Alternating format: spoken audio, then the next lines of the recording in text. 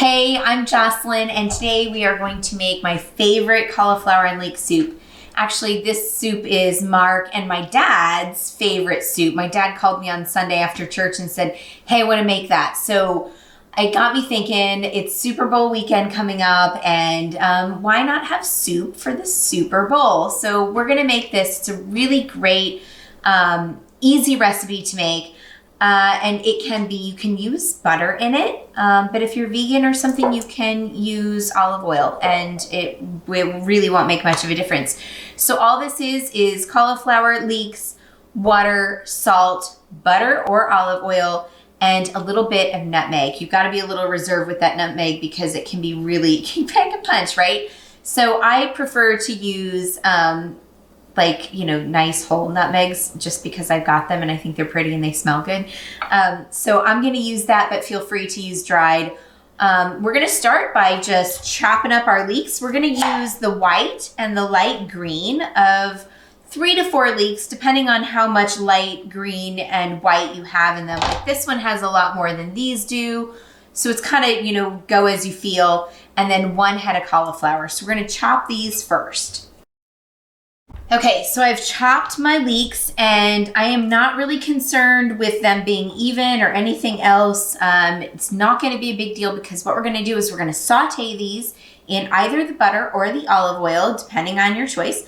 And eventually all of this is going to get blended up into this really creamy, luxurious sort of soup. So this doesn't matter all that much. So just chop it up, get it in the pan. I'm going to use butter. It adds a little bit of richness, but like I said, if you're vegan or you're lactose intolerant or whatever, forego that and use the olive oil. That's fine. It's not going to make a difference. And I'm just going to throw all of this in a pan. I'm going to set it on the stove and I'm going to saute these leeks until they're nice and soft.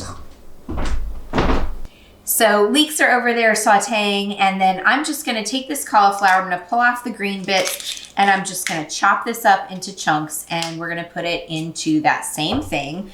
I find that it is easiest to sort of cut this in a V and pull, all that green comes off pretty easily if you cut that sort of in a V shape. And then I will deal with cutting all of these pieces afterward. Just get that green out first. All right, so I've just got pieces here and I'm gonna just chop these up. And like I said, same with the cauliflower as with the leeks. Just chop it up into smaller pieces. It's not like, it's the one time you don't have to worry about your cuts being similar. It's such a mess. Chopping cauliflower is always so messy. I don't know, maybe it's me, maybe it's not, but it's just, I get this all over my kitchen every time. So cauliflower is chopped, like I said, just rough chops. I'm not real concerned with it being all the same size because as those leeks are cooking, I'm gonna throw this in once those are nice and soft, and I'm just gonna cover it with water, and I don't have to worry about what size this is as long as it's cooked until it's soft. So my leeks have cooked a little bit, and it's just enough to get them soft and kind of get that flavor really coming out. I'm just going to throw all of this cauliflower in, and we're going to cover it with water, and I'm going to throw in all of my salt. I've got probably about 2 teaspoons in. This is not a recipe for people who are hypertensive because there's a lot of salt in this. You really need it to kind of bring out the flavor. So I've got about 2 teaspoons for now. I may have to add more later, and that's okay. It'll work out just fine. I'm gonna put some water over the top of this. I'll probably need more than this. Yeah, just a bit more. So it's, for what I've got in here, it's gonna be about 1.5 liters of water, and I just want that to get to where the cauliflower starts to float, right? You just need a little extra water, that's it. And we're just gonna boil the snot out of this, right? We're gonna cook it down until it's nice and soft, and once all that cauliflower is good and soft, we're gonna put it in the blender. So I'm gonna go throw this on the stove.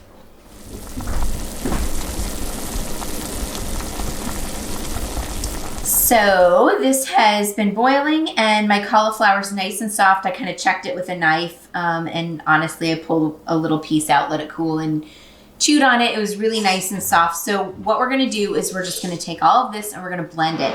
Because it's hot, you don't wanna fill your blender too terribly much. So I like to put a little bit of water in the bottom. Whenever I blend things, I always try to get the liquids in first.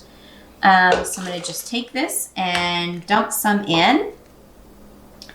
And then we're gonna blend the lemon snot out of it until it's nice and creamy, and then we're gonna return it to the pan.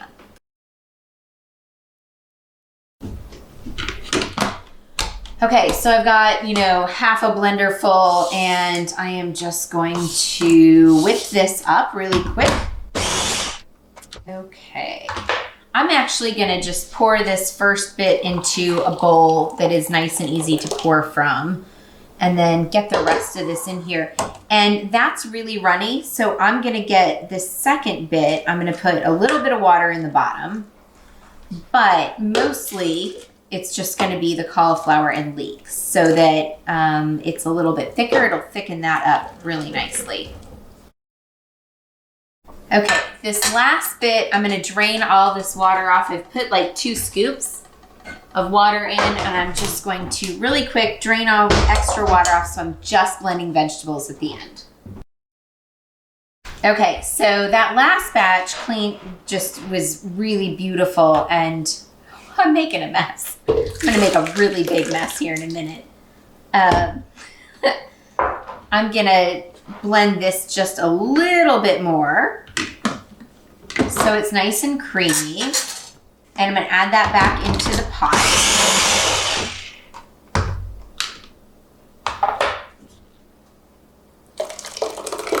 Blending it a couple of times because we're doing this in batches makes it everything kind of comes together a little bit better.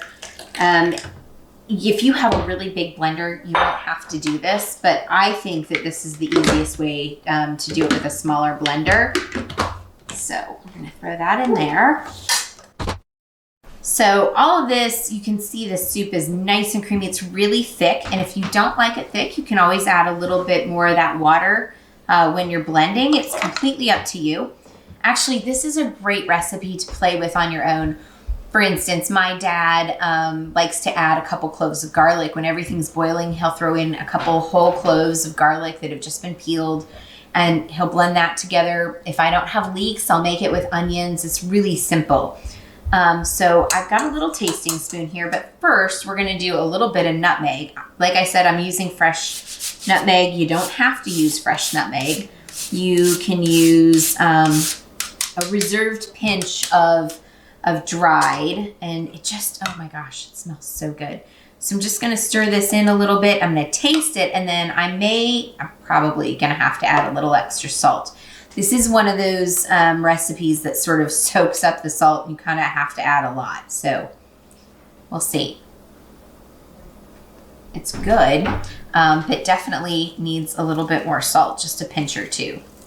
So I'm gonna put a little more salt in there, and I'll give it a good stir. We'll see how this is.